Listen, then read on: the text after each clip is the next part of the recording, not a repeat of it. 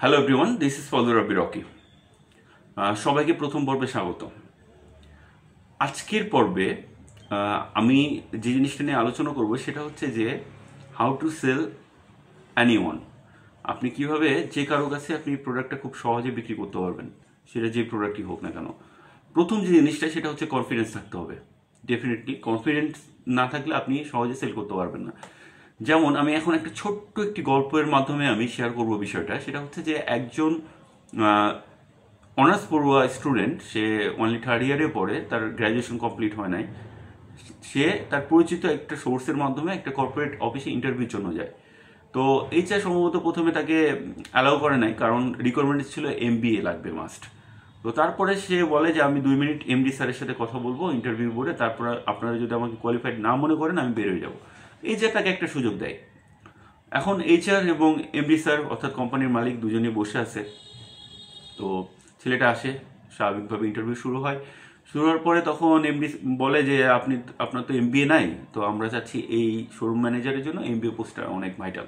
তো মানে এমবিএ ছাড়া এই পোস্টটা অনেক ভাইটাল, সো এমবিএ হচ্ছে মাস্ট রিকোয়ারমেন্ট। তো আমরা আপনাকে কেন নিব আসলে। ছেলেটা বলে যে স্যার আপনার কি এমবিএ লাগবে না আপনার সব থেকে বেশি বিক্রি করা লাগবে। তখন সবাই আশ্চর্য, সব বলে আমার এমবিএও লাগবে, বিক্রিও করা লাগবে। বলছে স্যার আমার এমবিএ নাই, কিন্তু আমি একজন এমবিএ হোল্ডার যে সেল করে দেবে তার থেকে দ্বিগুণ সেল করে দেবো। আপনি টার্গেটটা আমাকে তার থেকে দ্বিগুণ করে দেন।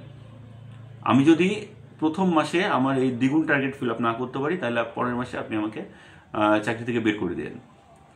তখন এইচআর বলে না, এটা কোনো কথা হলো। এইচআর অ্যাগ্রি করে না। তখন এমডি, উনি তো মালিক, উনি চিন্তা করলো ছেলেটার কনফিডেন্স অনেক, উনাকে একটা সুযোগ দেওয়া যেতে পারে।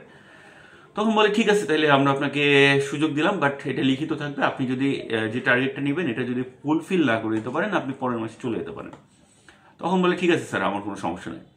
দেন উনি ওনার ডিউটি শুরু করে। ঠিক 2 সপ্তাহ পরে সেলস রিভিউ মিটিংয়ে এমডি স্যার দেখে যে তার যে টার্গেট দেওয়া ছিল তার থেকে 100% টার্গেট তো ফিল আপ করছেই, টোটাল 155% টার্গেট ফিল আপ করে ফেলে ছেলেটা। তো এমডি তো আশ্চর্য। তখন এমডি বলে এই ছেলে আসলে কিভাবে কাজ করে আমি দেখতে চাই। পরে এমডি তার পিএস সহ সেই শোরুমে যায়। তো শোরুমে ঢুকতেই সে দেখে যে সে একজন ফরেনারের সাথে কথা বলতেছে। তো শোরুমের কাছাকাছি যে শুনতেছে যে আসলে ফরেনারের সাথে সে কি কথা বলে। তখন কথা বলে, সে নর্মাল কথাবার্তা বলে, দেখা যাচ্ছে একটা সিপ, যেটা মানে মাছ ধরার সিপ, ওটা বিক্রি করতেছে। তারপরে ওটার মাধ্যমে আটা বিক্রি করে, তারপরে আরও বিক্রি করে। যখনই চলে যেতে চায় এক্সকিউজ মি স্যার বলে তাকে ডেকে ডেকে একটার পর একটা প্রোডাক্ট সে বিক্রি করে। এবং লাস্টে যখন সে চলে যেতে চায় সবগুলো প্রোডাক্টে, তখন বলে স্যার কিভাবে যাবেন, আপনার তো অনেকগুলো প্রোডাক্ট হয়ে গেছে, আপনি একটা ব্যাগ নেন। এর মাধ্যমে সে ব্যাগটাও বিক্রি করে।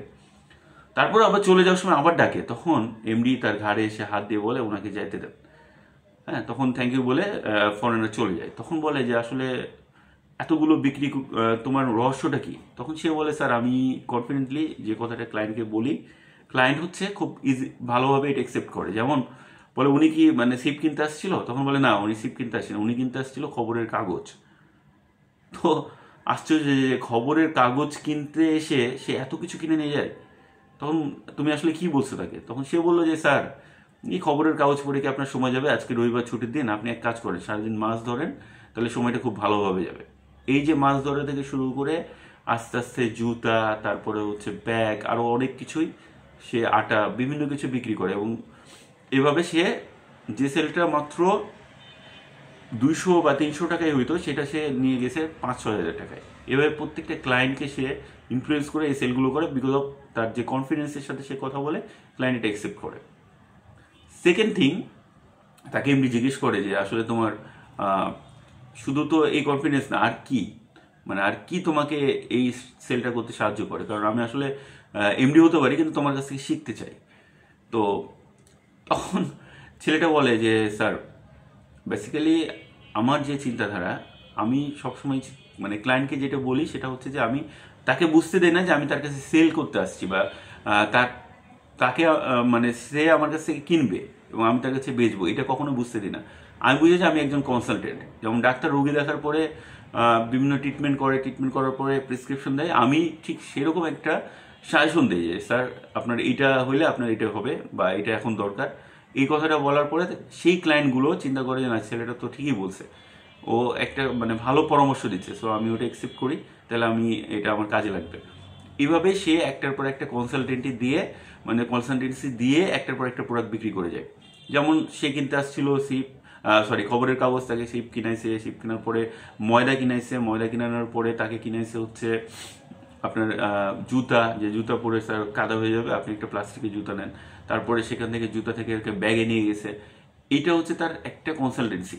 সো প্রথম জিনিস হচ্ছে সে কনফিডেন্সের সাথে বলছে, সেকেন্ড হচ্ছে কনসালটেন্ট হিসাবে সে বুঝাইতে যাচ্ছে যে আমি আপনার কাছে প্রোডাক্ট বিক্রি করতে আসি নাই, বা আমি আপনার কাছে প্রোডাক্ট বিক্রি করতে চাই না, আমি একটা সলিউশন দিতে চাই।